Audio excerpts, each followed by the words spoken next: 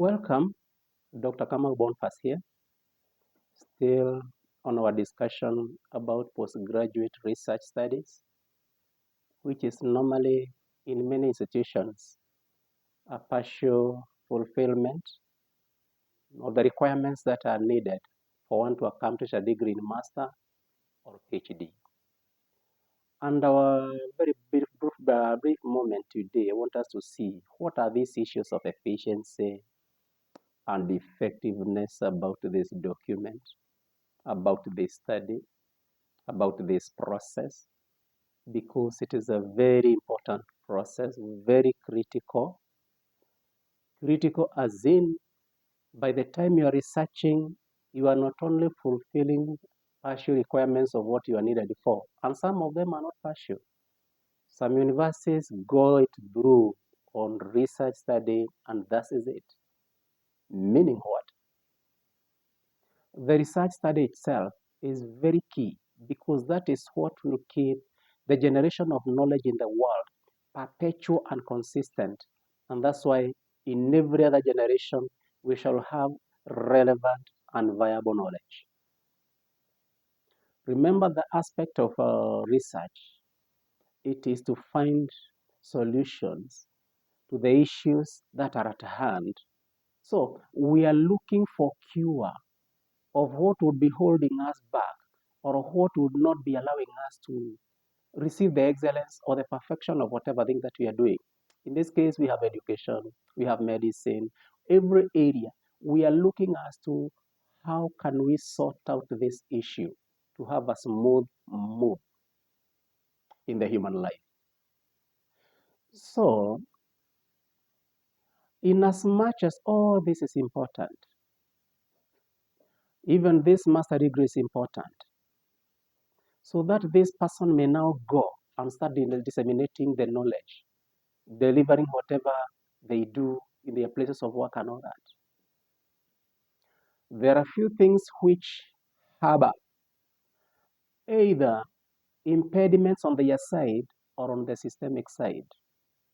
Because when you look at the supervision process, we still see issues like inadequate supervision. When I mention inadequate supervision, I want us to open up our minds and we shall see that it takes two to tango. Inadequate supervision must not mean that the supervisor is not available. It must not mean that the feedback takes a lot of time or something. Even the student himself, the supervisee himself, these people, remember, they are very much held up, most of them, because they are funding the education through the jobs that they do. So the work-study balance becomes an issue. And you are sure, even as you are viewing me, at times your supervisor has quarreled you. Why have you taken this long, having not posted your work? Meaning in this case, it is not the supervisor who is delaying, it is you who is delaying. And again, I'm not saying supervisor is all perfect. They also have other things to do. So maybe the time they're asking you for, why have you taken this long? It is only the free time that they have seen that they may have maybe looked at your work. Why? They are human beings too. Let us have that open discussion. A supervisor is a human being too.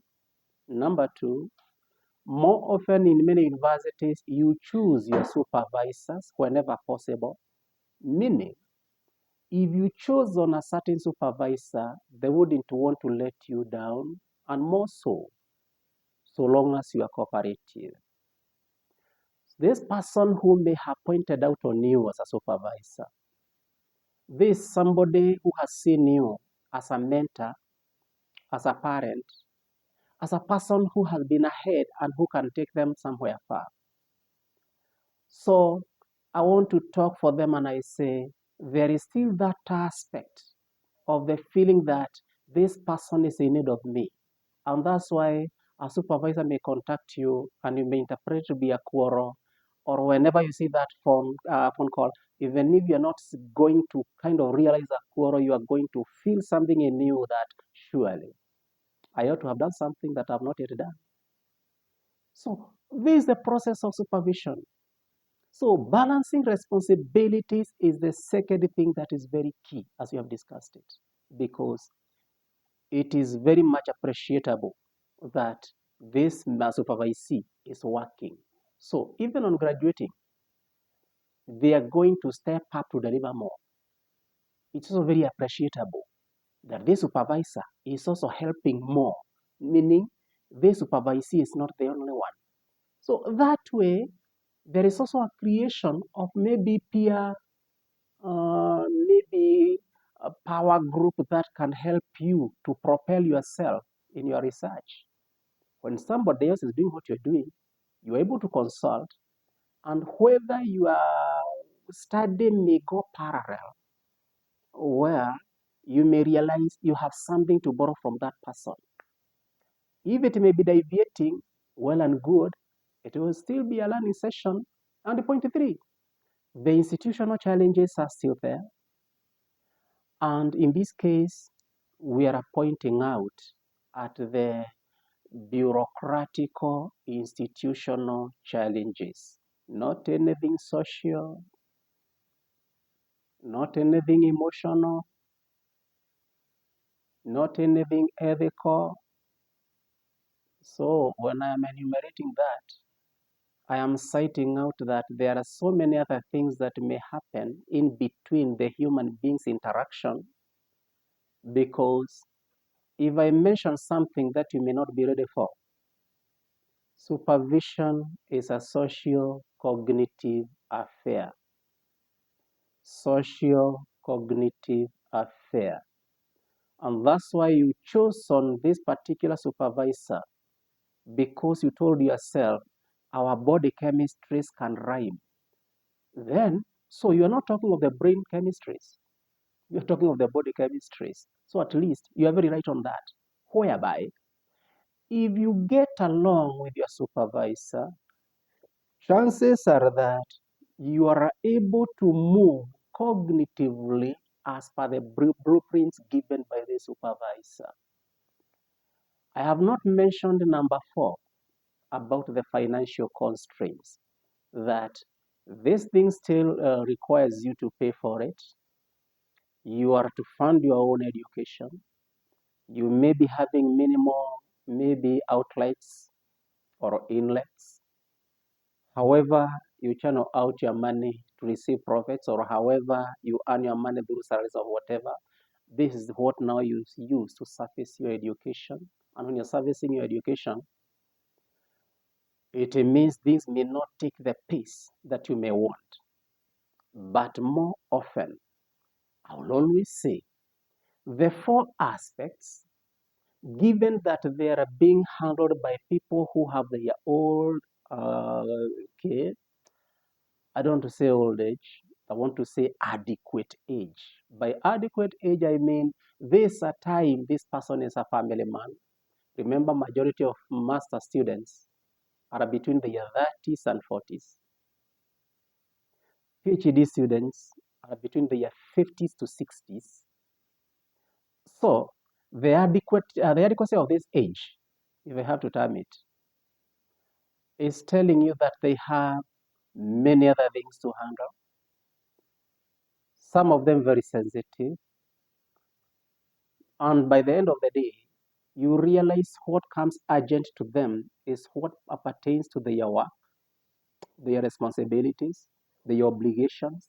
So their own work at one point may kind of dwindle just because no one is chasing them the way they are being chased, maybe at the place of work.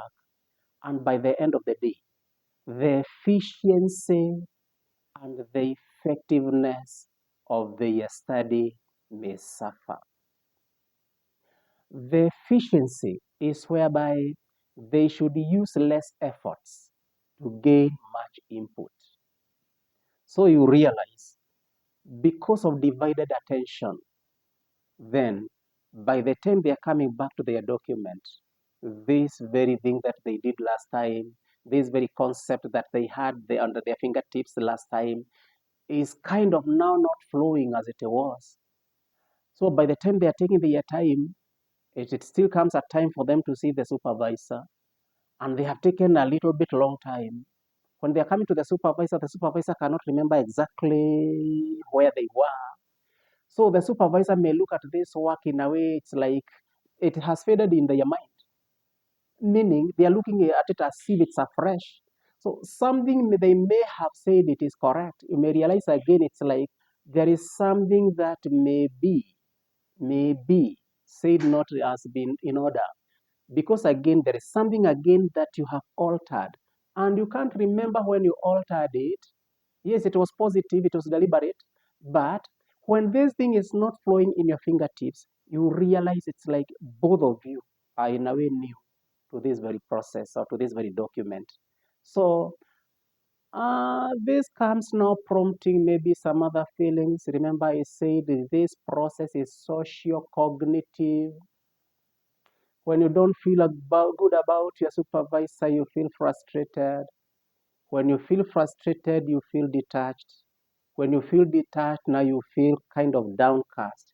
And again, you take more time before you come and meet this supervisor. For now, let me stop at that.